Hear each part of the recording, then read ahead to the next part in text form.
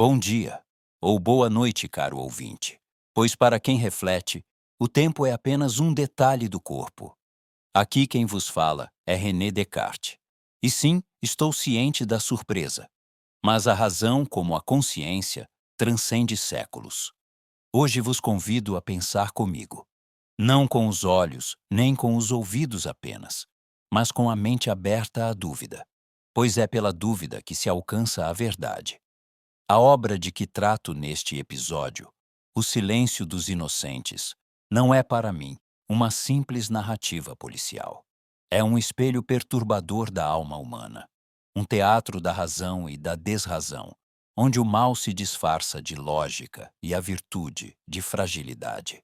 De um lado temos Clarice Starling, uma jovem cuja razão é moldada pelo eco do sofrimento. De outro, Hannibal Lecter, uma inteligência pura, fria, que pensa, mas não sente. E no centro desse labirinto, o silêncio, a ausência de voz, a dor que não foi escutada. Neste episódio, vamos questionar: o que é a identidade, se não a persistência do pensamento sobre o trauma? E será possível que a razão, sozinha, possa vencer o mal? Ou precisamos escutar os gritos, antes que o mundo volte a se calar? Portanto, sente-se, respire e pense comigo, pois hoje vamos dissecar não apenas um enredo, mas o funcionamento da mente humana diante do abismo. De todas as percepções que os sentidos me ofereceram, nenhuma me foi tão clara quanto a de que o bem nem sempre é evidente, e o mal raramente é irracional. Assim, duvidei de tudo, inclusive daquilo que pareço compreender, o comportamento humano. Na jovem Clarice Starling vi movimento. Mas que tipo de alma se move em direção ao escuro? E no Dr. Hannibal Lecter vi quietude. Mas que tipo de razão repousa na escuridão absoluta? Dizem que o corpo se move por instinto, mas Clarice não se move apenas. Ela investiga, ela sente, ela calcula. Então sou forçado a concluir. Há em sua mente uma ordem, uma vontade de reconstruir a própria razão ferida. Buscando vítimas, ela busca a si mesma. Escutando o sofrimento dos outros, ela confronta o eco do seu. Logo penso, sua consciência não é reflexo do ambiente, mas fruto da recusa ao silêncio. Ao contemplar Lecter, hesitei. Ele fala com elegância, mas sua lógica não se curva à moral. O que é o pensamento sem empatia? O que é razão sem virtude? E ainda assim fui forçado a admitir. Ele pensa. E pensando compreende. Sua mente é uma lâmina, afiada, fria, perfeita, talvez perigosa. Mas existe algo mais racional do que o perigo que se anuncia com clareza. Se há erro, está em quem não enxerga o predador por trás da inteligência.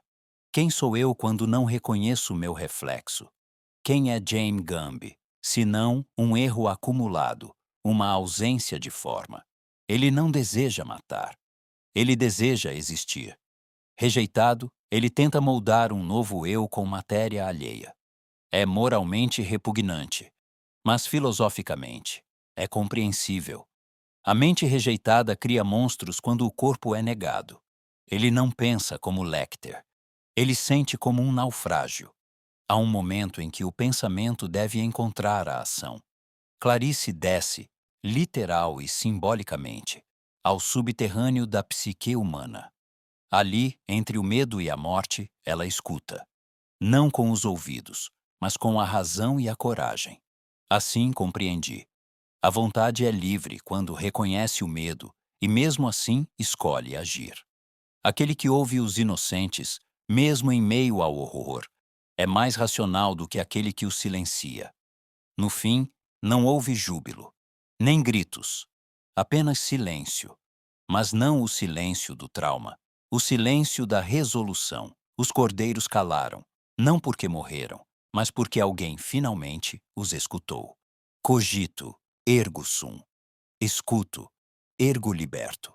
E compreendi, por fim, que todo pensamento puro precisa atravessar o ruído da dor.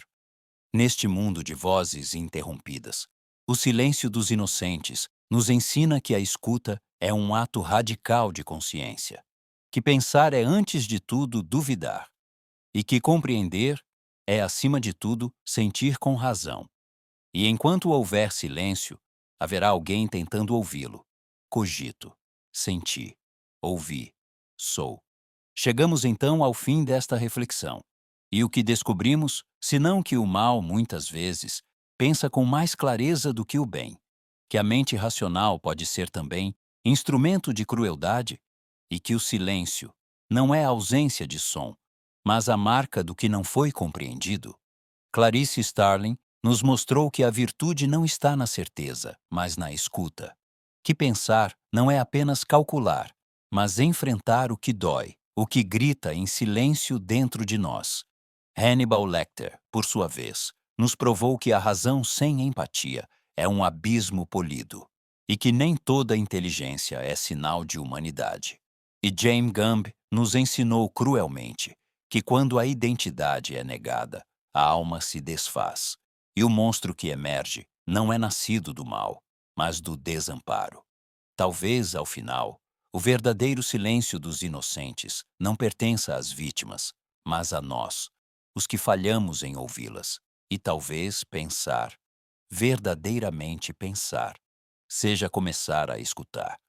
Eu sou René Descartes, e se duvidei de tudo, foi apenas para chegar a isto, que a mente humana é um espelho frágil, e o horror só encontra abrigo quando deixamos de refletir. Obrigado por acompanhar este episódio. E lembre-se, enquanto houver silêncio, haverá razão para pensar. Nada é mais enganoso que a evidência dos sentidos, e mais obscuro que a aparência do mal racionalizado.